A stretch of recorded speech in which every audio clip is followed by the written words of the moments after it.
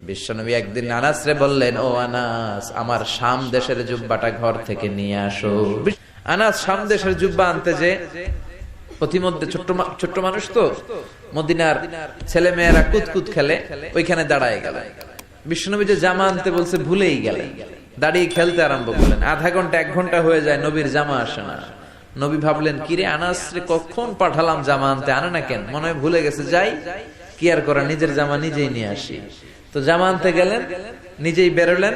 মদিনার পথিমধ্যে দেখলেন যে আনাস বাচ্চাদের সাথে খেলে।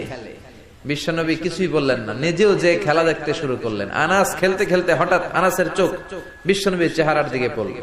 পড়ার সাথেই মনে পড়ছে, হায় হায়, নবী না জামা আনতে পাঠাইছিল, ভুলে গেছি। আনাস বলে, বিশ্বনবীর দেখে আমার কলিজার এদিকে না, এদিকে উঠে গেছে ভয়। কিন্তু বিশ্বনবী আনাসের একটা ধমকও দেয় নাই, একটা গালিও দেয় নাই, চোখও গরম করে নাই, শুধু